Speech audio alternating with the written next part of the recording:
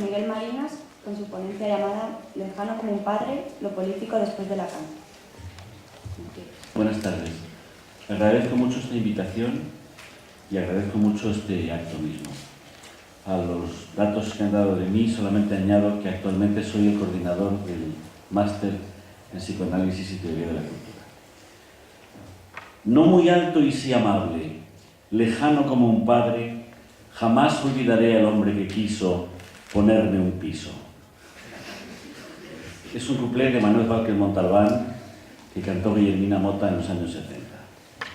De él sale este verso tan descomunal, lejano como un padre, que más allá de la ironía me ha servido para hilar unas cuantas cosas.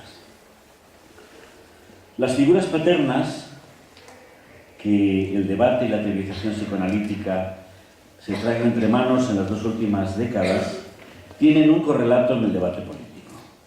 Así, el decaimiento de la función paterna, además de ser un lugar común en el análisis sociológico, cuestiona el lugar central de la figura del padre en la constitución del sujeto del inconsciente. Reflexionar este par desigual, padre social, padre inconsciente, surte efecto en el seno del pensamiento que surge del análisis, pero también en la reflexión filosófica sobre el vínculo político y sus sujetos. Primero, el padre siempre estuvo tocado del ala. La primera sorpresa, si nos remitimos a la lectura de los mitos que abonan la localización de la función paterna en la estructura del Edipo, es que la figura paterna, lejos de haber decaído en las últimas décadas, con la crisis de la producción industrial y de la familia nuclear productiva, está tocada del ala, está en déficit desde los tiempos remotos que el mito alberga. En los mitemas de la saga de Edipo, según un análisis de Lévi-Strauss, en aquellos que resumen el punto de llegada de las figuras, aparecen las siguientes carencias implícitas en los nombres propios de estos padres. Lárdaco, cojo, es el padre de Layo. Layo, zurdo, es el padre de Edipo. Edipo, pie inflamado, es el padre de la prole compleja, Eteocles, Polinices, Antígona, Ismenia. Cojo, zurdo, inflamado, son indicadores de una función mítica clara, el tributo que se paga por pasar de la condición de naturaleza a la de cultura. Hasta aquí Lévi-Strauss. Si leemos el mito en su contexto político, aparece que la función mediadora del padre es una función no solo entre naturaleza y cultura, sino en el juego de equilibrios y repartos rituales que tratan de superar la situación de la horda primitiva y su exterminio generalizado. Así, la desmesura, hybris, que engendra la caída del padre, se ve producida no por una falta metafísica, sino por una afrenta política, por una transgresión ritual, la violencia ejercida para con un huésped de otro laos, de otra comunidad. El mito, con todo su aparato de personajes, desde el híbrido Tiresias a la no menos híbrida Esfinge, supondría el refuerzo ideológico de la norma que obliga a los laoi a mantener el equilibrio con el extraño, Xenos, que no es el enemigo mortal.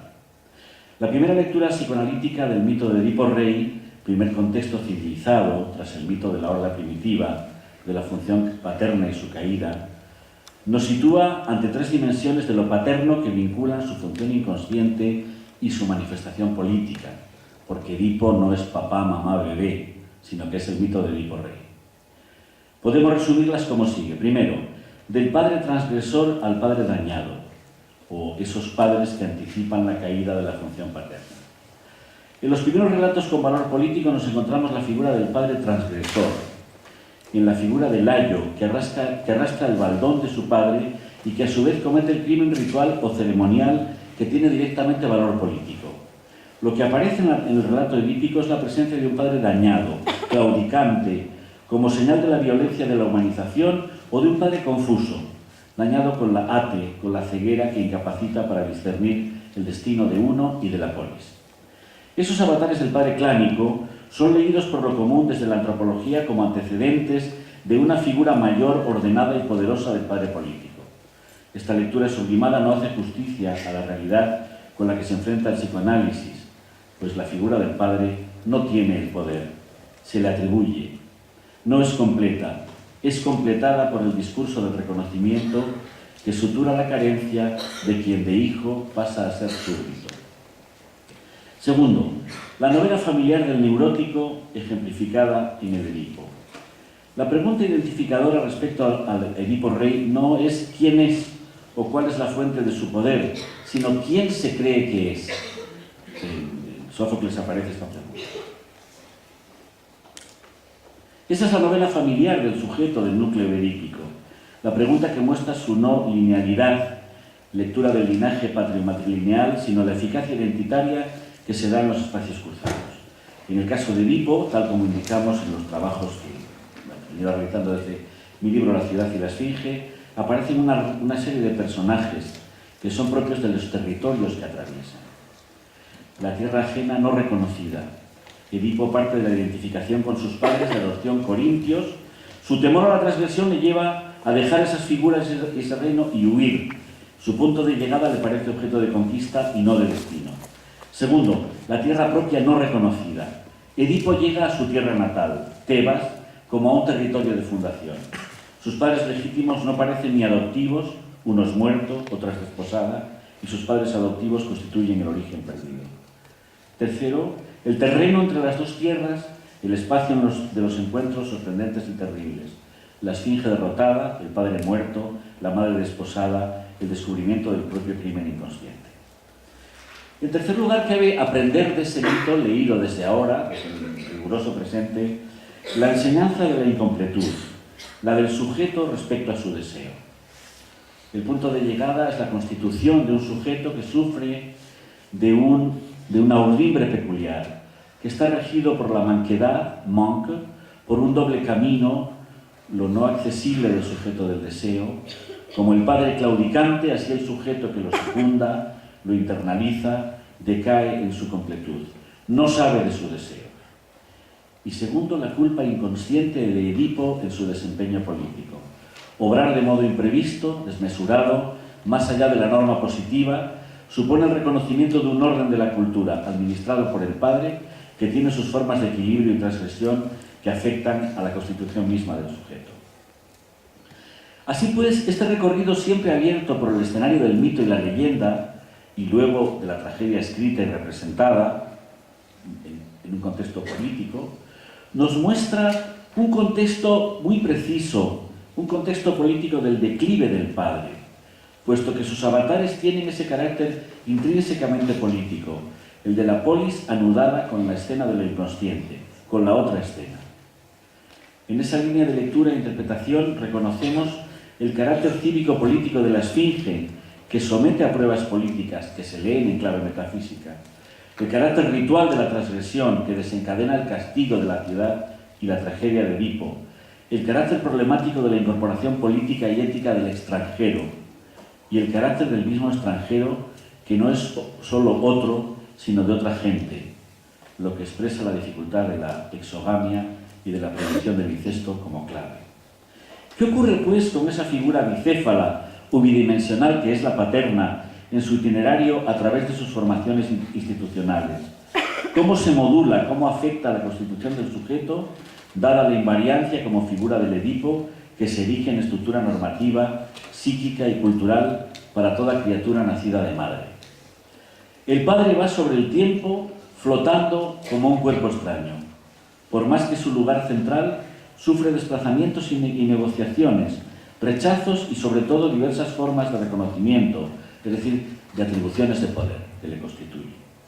Es una percha en la que se cuelgan todas las jerarquías y todas las desigualdades. El padre atraviesa varios dualismos antagónicos que son de sobra conocidos, entre oikos y polis. Es transmisor de la autoridad de la casa y mediador con la polis. Es famulus y pater familias.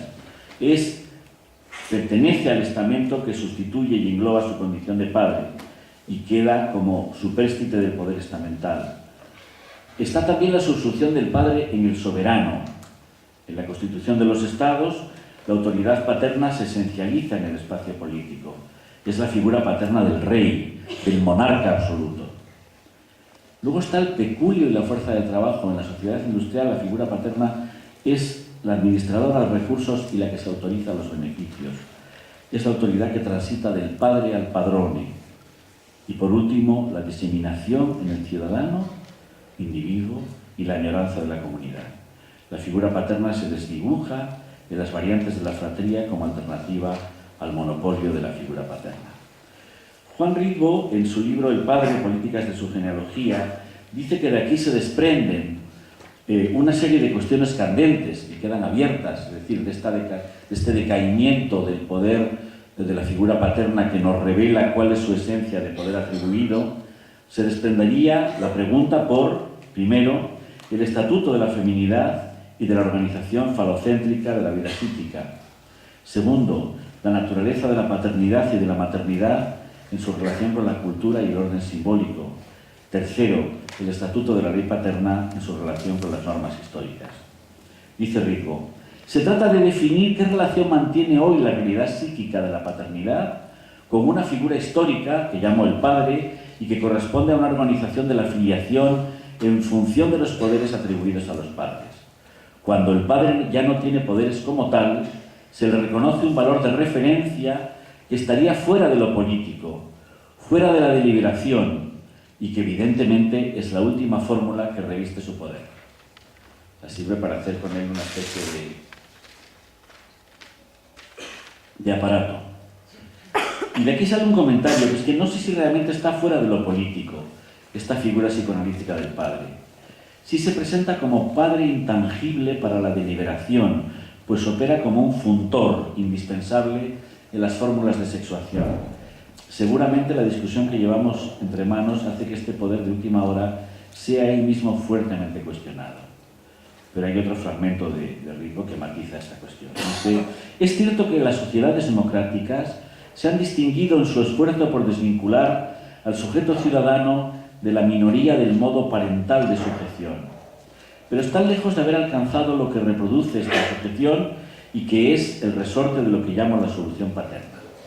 El padre, concluye Ritbo, es una solución histórica que está a punto de dejar el lugar a otros arreglos de las relaciones entre los sexos y las formas de poder. El padre nombra ni más ni menos que el reto que vincula en Occidente religión y política. La cuestión del padre liga indisolublemente la del poder y la del sujeto. Representa una manera de definir una relación con el poder, calcada sobre los vínculos que establecen con la figura paterna e incluso sobre el modo de otras sociedades. Para concluir, cabría hablar entonces desde la perspectiva de Lacan qué valor tiene ese carácter sintomático del padre, qué valor tienen las suplencias del nombre del padre, que son denominaciones de un seminario del propio Lacan o de un libro colectivo titulado Las suplencias del nombre del padre. La redefinición del padre, desde todos estos trabajos más recientes, asume una nueva mirada sobre la condición sexuada de la figura paterna. La constitución del padre oscila en la doble tensión de orientado a gozar a través de la mujer, lo que abre la dimensión de lo específico del gozo femenino y de su radical diferencia con el gozo fálico, y por otra parte el constituido por su capacidad de monopolizar el gozar, lo que abre la dimensión de la definición de gozo como intrínsecamente masculino y del femenino como su excepción y reverso. Curiosamente, la redefinición de la figura paterna y su función altera de modo completo la figura materna en relación con ese nombre del padre. En el seminario 19, dice Lacan, sencillamente allí está indicado que el amor tiene que ver con lo que yo aislé bajo el título de el nombre del padre. Es muy extraño. El nombre del padre al que antes aludí irónicamente cuando dije que tendría relación con la antigüedad de la familia, ¿qué puede ser? ¿Qué es lo que el Edipo, el susodicho Edipo, nos enseña sobre esto? Pues bien, no pienso que esto pueda abordarse de frente. Por ello, lo que hoy proyecto decirles, y sin duda en razón de una experiencia que a mí mismo me había fatigado, quisiera mostrarles cómo se amoneda ese nombre, cómo se acuña, ¿no? ese nombre que en pocos casos nos vemos al menos reprimido. Para llevar ese nombre no basta que aquella en la que se encarna el otro como tal, el otro con O mayúscula, aquella en la que el otro se encarna, no hace más que encarnarse, a saber, la madre por la cual la palabra se transmite, que queda reducida a traducir ese nombre por un nodo. El nombre del padre se ve sustituido por una función, que no es otra cosa que la del nombrar para. Ser nombrado para algo, he aquí lo que despunta en un orden que se ve efectivamente que sustituye al nombre del Padre. Y aquí cabría decir, por último, entonces, que esa definición o esa redefinición de la figura paterna y del nombre del Padre cuestiona, plantea la relación entre masculino y femenino. En el seminario 21, Lacan dice: el desfinadero del significante por el cual pasa al ejercicio ese algo que es el amor es muy precisamente ese nombre del Padre, que es solo no a nivel del decir, y que se acuña por la voz de la madre en el decir no de cierto número de prohibiciones. Esto es, en el feliz caso, aquel donde la madre quiere con su cabecita proferir algunos cabeceos de asentimiento. Este nombre del Padre, que acaba siendo un síntoma, en el seminario del Saint-Homme, dice que el síntoma preexiste y lo que hay que suponer tetraédrico, lo que hace el núdulo romeo, que perversión solo quiere decir versión hacia el Padre, o Padre hacia Sion, perversión, en suma que el Padre es un síntoma o un síntoma, como ustedes quieran. Plantear el vínculo enigmático de lo imaginario y lo simbólico y lo real implica o supone la existencia del síntoma. Ese nombre del Padre reducido al síntoma nos hace recordar que el término síntoma, del griego syntemno, no significa otra cosa que cortar reuniendo. El síntoma es un signo sin interpretante, según Peirce. Hay que construirlo. Esa relación de lo ternario no es de nuestra estructura, requiere un elemento en lo real que es el symptôme. El recorrido parece completarse con la crítica a la que Lacan somete el lugar común con el que ya comenzamos a saber el declinar o el declive del Padre. O es una leyenda dorada, y entonces tendría razón la hipótesis de que la claudicación del Padre aparece ya en los mitos fundantes y no es un declive reciente, o es una cierta etiqueta que se coloca, mientras tanto, como una cierta quizá pereza intelectual. Pero ¿cómo avanzar en su conceptualización? Incorporando la reflexión sobre el Padre psicoanalítico, mostrando la dependencia constructiva de las categorías culturales e históricas, y al mismo tiempo indicando que en el corazón mismo del vínculo político está la huella del claudicante Padre, que el psicoanálisis le corresponde haber inventado o encontrado. De todos modos, Lacan parece anunciar, en el 13 de abril del 76, en el Saint-Homme, lo que es lugar común de los diagnósticos posteriores, especialmente de la obra de Michel Thor. Efectivamente, y dicho a lo Hamlet, el Padre que vos matasteis goza de buena salud. Su declive no ha de confundirse con la pérdida de autoridad, no de él, sino de todo un sistema socializador y productivo que hoy está en mudanza, por decirlo en plan fino. El Padre que el psicoanálisis levanta es una figura frágil, pero decisiva para entender la constitución del sujeto y sus quiebras, e incluso para entender el gozne del vínculo político contemplado desde dentro. Muchas gracias.